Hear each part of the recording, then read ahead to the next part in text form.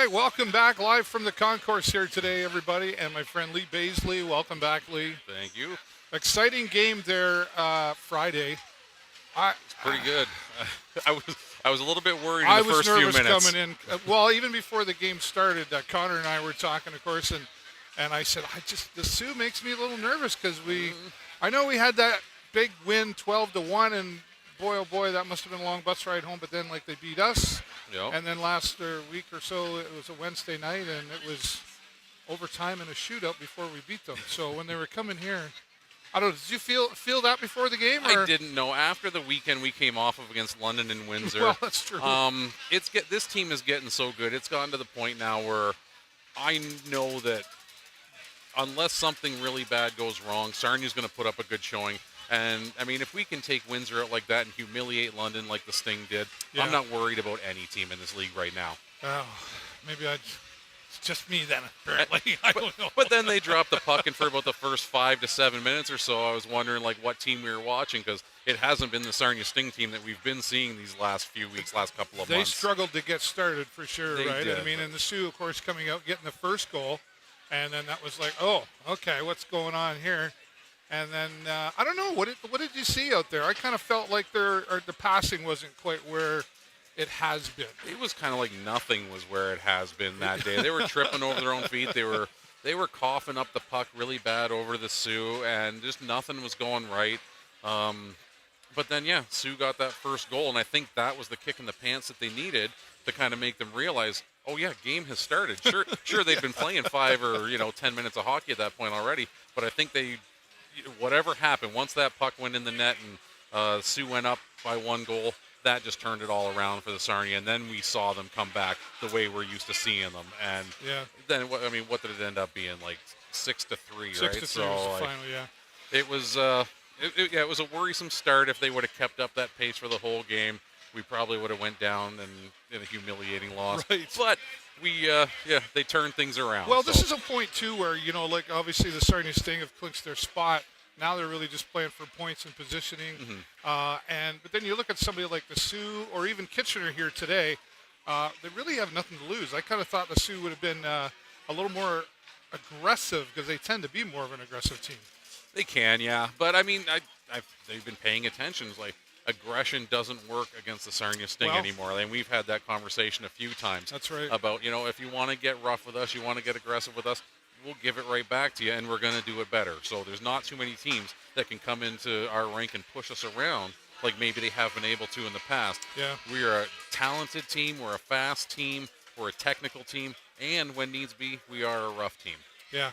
Well, you just said it pretty accurately there, right? Like the Sting have sent that message out. And, these teams, they talk around the OHL to each other. The coaches talk to each other. And even after the games, I remember after we played London, we saw, Dave, what can I talk?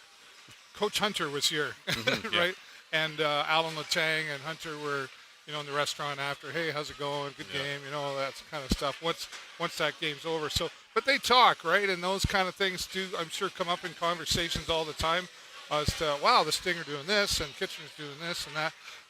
What do you see with Kitchener here today? I mean, they're not just above the Sioux. They're I think about 11 points difference there. And they've been doing really well lately, too. I mean, they lost their last game against Windsor, but it's Windsor. It's Windsor, right. But before that, they were on a 5-game win streak. So both teams doing very well, and I don't think Kitchener is going to be any kind of a pushover today for the Sting whatsoever. Yeah. So I think we're going to see a really good game. Not sure what kind of a game we're going to see, if it's going to be crisp passing and technical hockey and, tape-to-tape passes. Right. Or if it's going to be just a big brawl out there and bodies thrown around up against the boards. Yeah. Not sure what we're going to see out there, but whatever we do see, it's going to be exciting. Well, as we've said in the past, I mean, a lot of times we've seen the Sarnia Sting second period being their best, but that's obviously changed a lot because they really have been coming out of the gate in the first period. I mean, with the exception of Friday there. Yeah. But for the most part, they've changed that as well, where it's like that it's the cliche, but the full 60 minutes of hockey has been coming from this team. I think the best example against of that was that game against London, where they kind of let off a little bit in the second period, and they had so much left in the tank for that final frame of the hockey, and they showed that in the third period. Like, I have never seen the Sting play a better third period of hockey this season than I did against London. And I'm kind of sitting back watching them in the other games since then. It's kind of like they're still doing very, very well, mind you, but it's like they still are going hard during that second period. And you can see the fatigue in them in the third period these days. Since that game, I kind of would like to see them kind of, take the foot off the gas a little bit in the second period. Not too much, but just kind of like the way they did it to perfection against that game against London and come out so hard in the third period. Yeah. And I have been seeing a little bit of fatigue. I've been seeing them slow down a little bit in the third period since that game.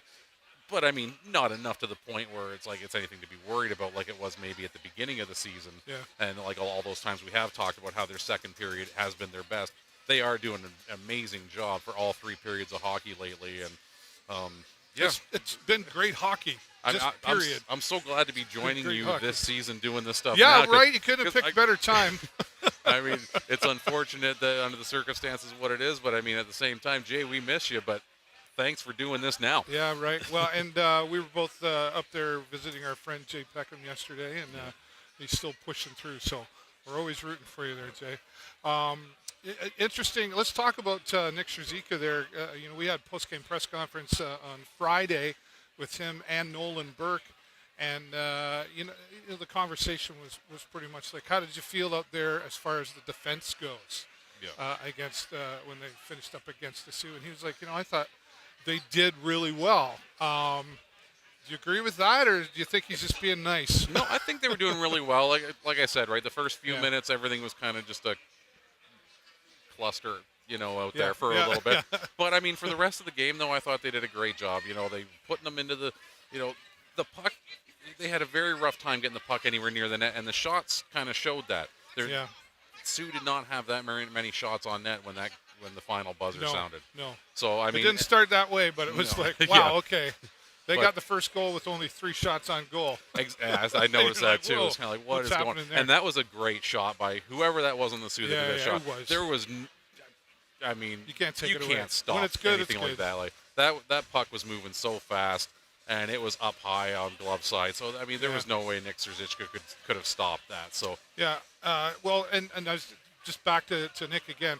He's done a really good job for this Sarnia Sting when he's had the opportunity to play. I mean, again, if we go back to Windsor, we're like, wow, you wouldn't think. I wouldn't have thought they started with him against somebody. That would have been, to me, a Benny game, I guess. Yeah, it could have been. But, I mean, that was, I think, their first game after they had clinched the playoffs. Yeah, that's right. So it almost seems like they're resting up Ben Gaudreau for the playoffs. It's an opportunity now to give play to the other guy. And with a goalie with the caliber of Nick Strzika, they can do that because he has always shown how good he has been. Yep.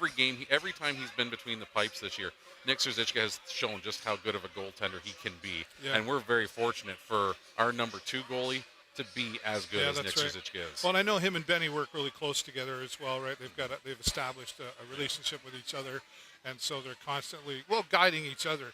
The goaltenders are not to take away from the whole team, but they're kind of their own team in a sense. For sure, they've got to have those conversations of this is what I would do and how we do this, and I know like Benny, I've talked to him several times. Super nice guy too, and I said, "What do you do when you go back into the locker room in between periods?"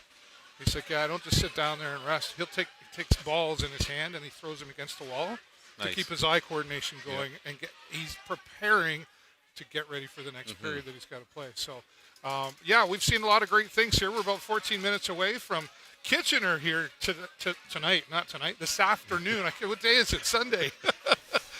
Missing that hour of sleep really has affected you, hasn't it? It did. Wow.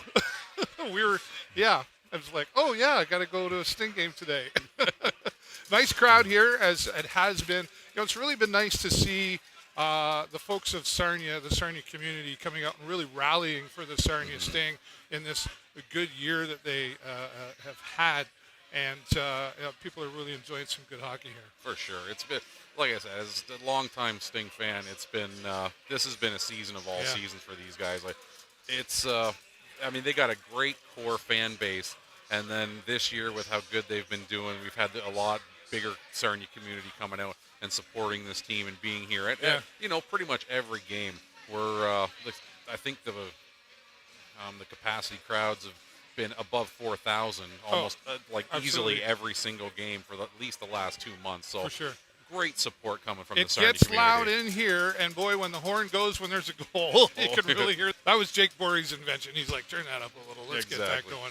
And it's been a lot of fun. Okay, we're going to move on here. We're going to let Lee get to his seats as we're about 12 minutes away now from the Sarnia Sting coming out. Of course, we'll be back here. Lee will join me for the intermissions, and we will have the post-game press conference coming up a little bit later on. Live from the concourse for the Sarnia Sting, I'm David Burrows. This is my friend Lee Bazeley. 1, 2, 3. Go Sting, go!